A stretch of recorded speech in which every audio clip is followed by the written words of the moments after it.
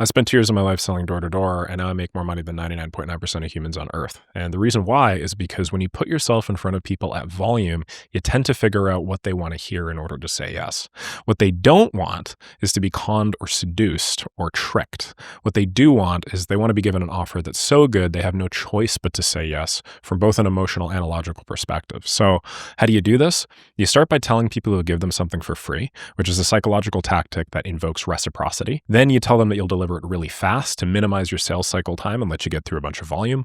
And finally, you give them a guarantee, because by giving people guarantees, mathematically, you drive something like 300% more on the top end for a marginal cost of 10 to 15% of your bottom line. So that's all a good offer really is. And this video is just going to be me giving you guys tons of examples and hopefully helping you conceptualize how to make a good offer for your own product or service, whether you're selling AI, you're selling e-com, whatever the heck you're selling. Let's get into it. So giving away something for free. Most people are very hesitant to do this because they think, well, I can't just give away something for free every time with no guarantee of anything in return. If I do this, how the heck am I going to make any money? And essentially what they're describing is risk. And if you want to crush it in any sort of business, you need to understand and be capable of feeling and experiencing a large amount of risk. So to that, I would say, buckle up, cowboy. Red's probably going to get a lot rougher than it is right now. If you can't handle risk at literally the entry point to your business, which is marketing, which is where you make offers, odds are you're probably not going to do too damn well later on in the business as well. Another big point I'm going to make is attention is a really scarce resource. Back in the good old days, 1600s, 1700s, I live in Canada up here, so I always like using the beaver pelt analogy. But back in the good old days, there would be like one fort that bought and sold beaver pelts within like hundreds of square kilometers.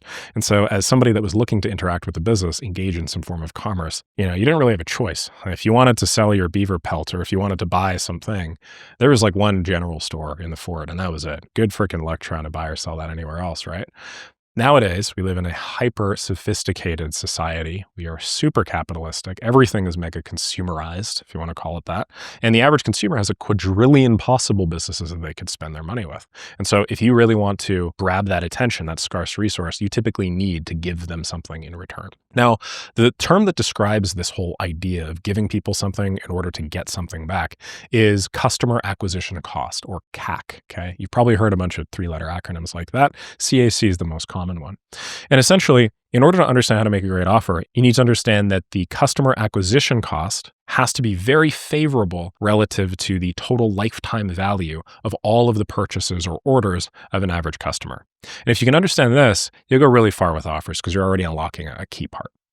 Another thing is, like, all businesses will spend some amount of money in order to acquire a customer. Denny's, even. When you walk by a Denny's and you see the signs and you're like, holy crap, this looks awesome. I'm thinking I'm going to go inside and spend some money. That Denny's, believe it or not, actually spent some money to acquire you. In a given period of time, they bought a certain number of signs, they bought a certain number of TV commercials, a certain number of ads, a certain number of magazine clippings. And essentially, if you just add up all those expenditures over time, then you divide that by the total number of customers that they got in any of their establishments over time, voila, you have the customer acquisition cost. So whether it's like a physical restaurant or it's like a brick and mortar store or if it's like an advertising agency or whatever, basically every business on planet Earth is spending some money in order to acquire. And if you think about it logically, that is like them giving you something in order to get you. You giving away something for free is just a very simple, streamlined version of that.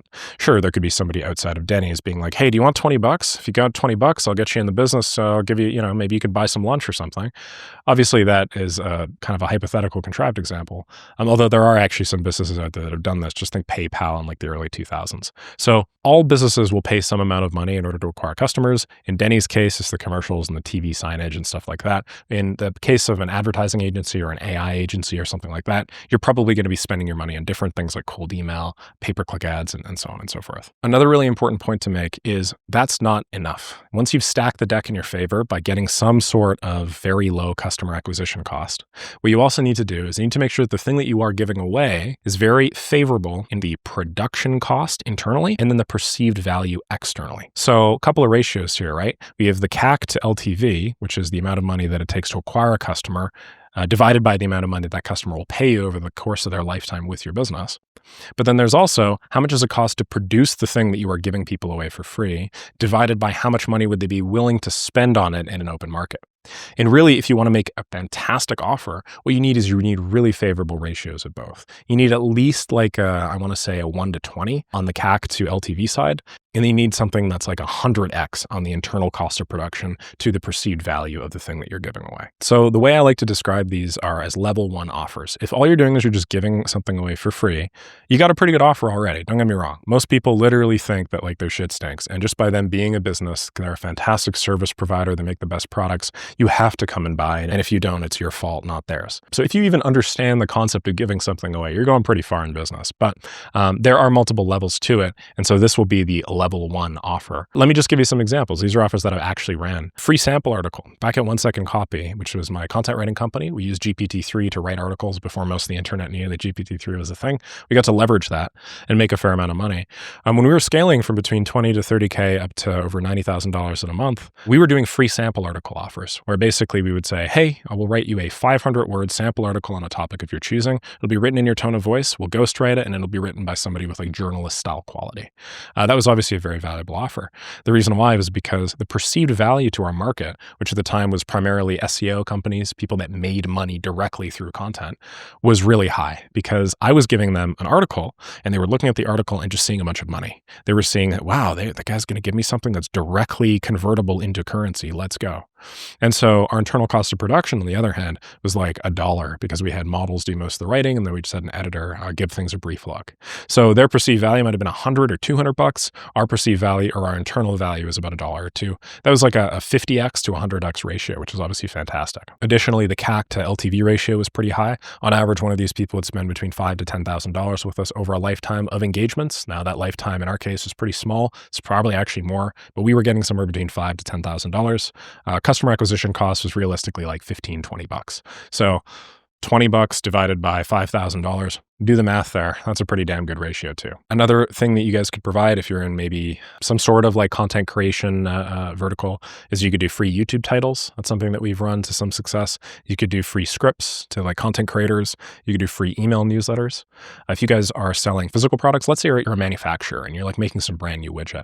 Well, the way that you do this and grow and market is you actually create little free product sample packs and then you give them to distributors, aka retailers and stuff like that, to actually go about like selling.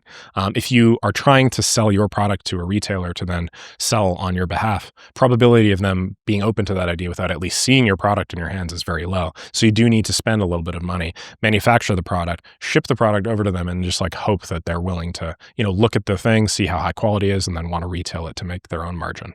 But let's say instead of B2B and sort of doing it to retailers, you're doing this direct to consumer. Well, in that case, you give away a free consumable. And you guys have seen this on tons of these like D2C e-commerce websites. They will say, hey, sign up today and we'll give you a free whatever. We'll pay for the shipping and handling, right? Or, maybe some slightly more sophisticated offer on like a Temu or a Shein or something like that, where, you pay $1 and then they like send you over this big thing.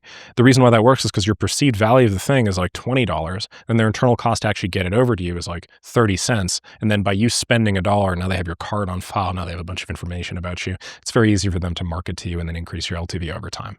You could give away free webinars, assuming you're gatekeeping some sort of knowledge. If you're like an information product creator or a coach or a consultant like myself, that's typically very valuable. You could write some sort of free PDF. That could be really valuable as well. Back in the day, when I was going door to door, like I mentioned at the beginning of this video, something that we experimented with was actually just giving away free laser etched business card holders. We would get glass, and we had a vendor for this, that would then etch the first name and the last name, as well as the company name of the business that we were looking to target onto it for like $6 or $7. Then when we went door to door, anytime we'd have a meeting, in case somebody would consider wanting to work with us, we'd actually bring one of those. We were considering running this thing at scale. I think it would work really well because the cost to acquire a customer when you kind of go above and beyond with some really cool, sexy offer like this tends to be quite low relative to the amount of money that they're willing to pay once they see what a professional service provider you are. So if you give people something for free, that's good. And you're already distinguishing yourself from like 99% of businesses. Because 99% of businesses think that their shit doesn't stink. And they think just because they're a fantastic service provider, you must do business with me. And if you don't, then it's your fault. That sort of pretentious pompousness just really kills me. And that's why the vast majority of businesses aren't successful. You need to be willing to make compromises on the front end if you want an actual like healthy and successful pipeline nowadays. That's just part of life. But if you give people something for free, you're already in a pretty good spot. However, that's not enough. You also have to give it to them really fast. And so it's not enough just to say, hey, I'm going to send you a sample article. You have to be like, hey, I'm going to send you a sample article in the next like 3 hours. Just send me a one-line description of what you want, and I will literally get my team to create a journalistic style quality thing, and I'll hand it back to you on a silver platter within the next 3 hours. There's a couple reasons why you do this. The first is when you offer to give people something, you are now invoking a sense of reciprocity in the other person. But that sense of reciprocity is temporary. It's very compressed. And so reciprocity is a psychological tactic where if I give you something, probability of you giving me something back in return is quite high, even if I frame it as some sort of altruistic or like generous or charitable thing. And so the sooner that you can actualize that reciprocity, the better. And so when the iron is hot and somebody says, yes, I will happily take you up on that free offer, if you can just give it back to them immediately and then move on to that next step, you're in a really, really good spot. The second reason is it significantly shrinks your sales cycle time. So any veteran salesperson will know what I mean by this, but sales cycle time is like the death of a bunch of organizations, specifically those that are targeting enterprise. What it refers to is it's basically the amount of time it takes to close a deal. And some industries are very, very short. Some industries, like back when I was going door to door and knocking on, we did something like 10,000 businesses over the course of a couple of years. Our sales cycle time was really, really short because we would go into the business, we'd deliver a really cringy pitch, we would try and book a meeting right then and there, like that same day. If that didn't work, we'd try and book a meeting for the next day. And then we would just like push as hard as we could until they told us to screw off. Our sales cycle time was like 24 to 48 hours for most of our deals. The reason why sales cycle time is so valuable though, to make a long story short, is because the length of your sales cycle time is directly related to your total revenue. If a sales cycle time is, let's say 10 days on average, okay, you will make, $10,000 every 10 days when you do your average order value math. If you could just shrink that down to 5 days, well, now you're making $20,000 in the same time period. This is related to a concept called throughput, which is very foundational to any sort of like manufacturing performance optimization. I got it from this fantastic book called The Goal, which I've talked about a couple of times on this channel. But essentially throughput is the main thing to optimize for. And the shorter sales cycle time is the more money you can make per unit time. And so when you do an offer, like I'll give you a free sample article in 3 hours versus, 72 hours or something like that, you can just make proportionally more money.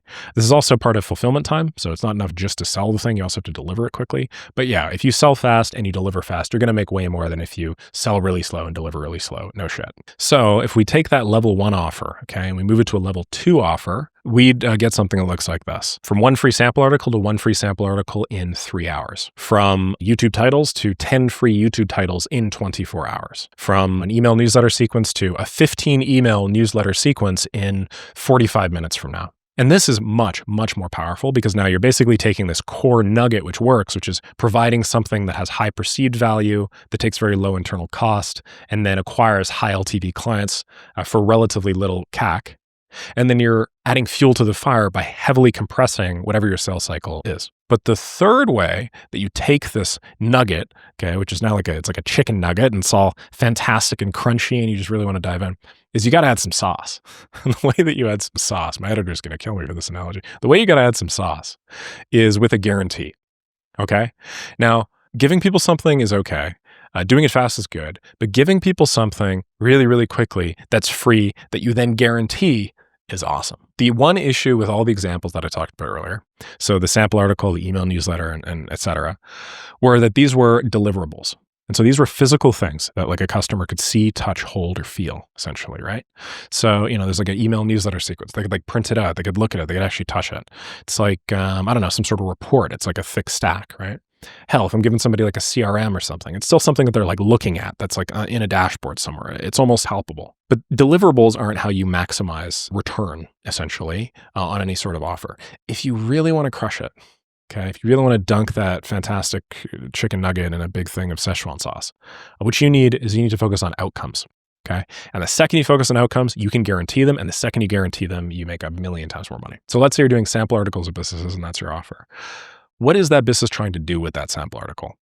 Well, presumably, at least in my case, back when SEO and all of this stuff was the rage, is they would post it on their website, and then their website would have a little contact form, and then they would rank high in the search results, and then people would click on their website and then click on the contact form or whatever, and then get in touch with them. Think of all the steps that are required in order to go from the thing that I just gave you, which is the sample article, to the thing that you actually give a shit about, which is money in your bank account. What if you just guaranteed something way closer to the money in the bank account? What if instead of, let's say, sample articles, I'm saying, hey, I'm going to give you this thing in 72 hours and it's up to you to kind of figure out everything else. What if I say, hey, I'm going to guarantee you 20 people fill out that contact form in the next week, right? What if I say, I will guarantee you, Okay, a certain return on your investment. I will guarantee you a certain amount of money in a certain period of time. Like money is the universal language that all business owners speak, whatever language it is, man. You could be speaking Swahili, some dude could be speaking Mandarin, and some other guy could be speaking English, and they would have no freaking idea what any of these three people are saying. But you put a stack of gold coins on the table or something, and all of them will know what that means. So if you could find a way to convert all of these offers into the thing that ultimately is just all we really give a shit about anyway, which is money, you go a lot farther. So how do you do this in practice? Well, what you do is you take the deliverable and you ask yourself, what the heck are these people going to do with the deliverable anyway? And then you just walk backwards and you reverse engineer. And you say, okay, well, the reason why they want these YouTube titles is because it'll alleviate a bottleneck in the production process. They produce videos and then they post them on YouTube. People watch the videos, they click some link, and then they, buy their product. So why don't I just get more people to click the link and buy them their product, right? Or why don't I go as far as like guaranteeing an outcome? So you get the deliverable that you're planning on providing, you walk back a couple steps. Once you have the actual like much closer thing, which is usually some form of leads, it's a booked appointment, it's somebody signed up to an email newsletter or something along those lines. You ask yourself, okay, how much of this could I realistically get them, assuming I started working today? And, I had an average order value of, I don't know, let's say like $10,000 or whatever. You got to find out like the average order value of the niche.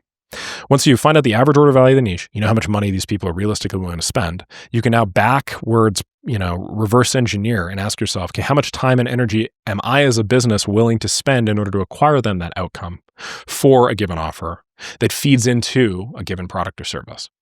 And when you get into the guaranteeing of outcomes, as opposed to the guaranteeing of a deliverable, you go way farther. So one of the ways that I scale LeftClick to over $70,000 a month, LeftClick's my AI implementation agency, is I guaranteed appointments. And so before this, I was trying all sorts of guarantees. I was guaranteeing, I was giving people CRMs. I was giving people whole YouTube scripts like I was talking about. I was giving people newsletters. I was giving people like AI-generated art, AI-generated videos and stuff like that. And this was working okay, but like nothing really lit on fire and took the hell off. And it wasn't until I started guaranteeing, one step further down the stack where I think I just like saw some random Facebook ad, and the Facebook ad said like, I'll guarantee you 50 booked appointments in the next whatever period of time. And I'm sure it was like some kind of quasi bullshit, but it wasn't until I saw something like that, I was like, wait a second, isn't that like what all my customers really want from me anyway? Like, why am I selling them these AI slideshows? Well, I guess I'm offering these AI slideshows because they're using the AI slideshows for their YouTube channel, and then they get their YouTube channel, get them leads. Why don't I just like sell them leads? So then I kind of cut the middleman, and it became hyper efficient. All of my offers changed from, hey, I'll build you a free CRM. Hey, I'll build you a free, email newsletter. Hey, I'll build you a free whatever, to literally just like, hey, I'm going to guarantee you a certain number of booked appointments in your calendar. And then even on a couple of occasions, hey, I will guarantee I will make you $20,000 over the course of the next 60 days, or you don't pay, or I'll give you all your money back, or, something along those lines that basically completely and utterly nullifies the risk. So to make a long story short, when you do this, okay, you massively widen the top of your funnel, because business owners, as I mentioned, speak that universal language of money, and they will look at you and they will say, is this guy crazy? He's guaranteeing that he will basically make me money, and he's willing to do it for me for free? That's insane. You will massively widen your top of funnel. And then the cost to you is, if you can't hit that guarantee, you just got to give some small percentage of people some refund. Or a smarter thing to do is to frame it as, hey, I'll do this thing for you. I'll guarantee you 20 booked appointments in the next 6 days. Or if I don't, I'll continue working for free until I do. Because now what you're doing is you're still guaranteeing the outcome, and then you're offering to just like increase your own internal production cost, which is likely at many, many multiples lower than their perceived value of that production cost, until they get the thing that you promised them. And then when they get the thing that you promised them, then you're pitching them on a totally new thing anyway. So when I understood this, LeftClick took off, and we added like $30,000 literally in like 1 month. And it was entirely because we were flooded with people that wanted our new booked meeting guarantee. And then we sold them on something, and it was essentially like a money back where, hey, sign up, you pay me $1,980 right now. And if I don't achieve my projected outcome, which was 20 booked appointments in 60 days, I'll give you all your money back. I gave like one person their money back over a period of like 3 or 4 months. And we scaled to $72K a month with that. So yeah, pretty sweet. I see this sort of offer working really, really well all over the place, though. It's not just cold email, which is what we were doing. Pay-per-click ad guys can crush with this. If you're really good at meta ads, if you're really good at Facebook, if you're really good at Google PPC or whatever, like get in the habit of guaranteeing your results. That's really like the last variable left in purchase decisions. Like if somebody really wants to make a lot of money and they're willing to go business to business for it, they're looking for a projected ROI. the probability that you can achieve what you're saying, and then the amount of friction involved in you delivering the service. Well, if you just like nullify the probability part of the equation completely and you just like fix that one is really high, the only thing that people are going to be judging you on is the ROI and then how easy it is for you to deliver, right? And what if your ROI is really high? What if you fix it at like a 10x or a 20x? Well, obviously that's an offer that anybody on planet Earth would have to say yes to. I mean, you're willing to guarantee your results, aren't you? So that's how you make a killer offer. Odds are you're not like a bad salesperson. You're just like playing a game where the odds are fundamentally stacked against you. You just are fighting on an extreme hard level. If anybody here has played Doom, but I used to play a fair amount of Doom. You're playing like on the hardest level humanly possible. Offers take that difficulty setting and they basically default it down to easy and just make selling on easy mode. So I highly recommend that if you really want to crush any form of marketing, you nail in your offers and you do so as quickly and as astutely as humanly possible. Okay? All right. Hopefully, you guys learned a little bit about offers today. I didn't over-yap. I know I've had the habit of doing that in the past. If you guys have any questions about how to put together a good offer, just let me know down below. And it's sort of a demonstrative way of me to do so. If you like this sort of thing, check out Maker School. It's my 90-day accountability roadmap where I guarantee you your first paying customer for an AI-related service in 90 days, or you get all of your money back. Now, this sort of offer is, as I mentioned, something that I'm giving to you for free, essentially. It's a paying customer that if I don't get you that paying customer, that outcome, I will give you your money back. And I'm also time-bounding it. Okay, so this is all three of those elements that I talked about earlier. I've done the math on my end. The lifetime value of somebody coming into my program divided by the customer acquisition cost is super high. The internal production costs on my end in order to fulfill you versus the value that you see in a product like this is obviously extraordinarily favorable for me. It's also favorable for you. I mean, like our wins threads go out of control. But as a demonstrative way of showing you how that offer works, check out my program and you'll learn a lot more about what you need. Also, if you guys like this sort of thing and maybe you want to design your own offer for your own services, but you want it in more of a done-for-you way, check out Left Click. My team has worked with everything from small to mid-sized business all the way up to multi-billion-dollar portfolio companies. More than happy to help you. Just fill out the form down below. Thanks so much. Have a lovely rest of the day. I'll chat with you all soon.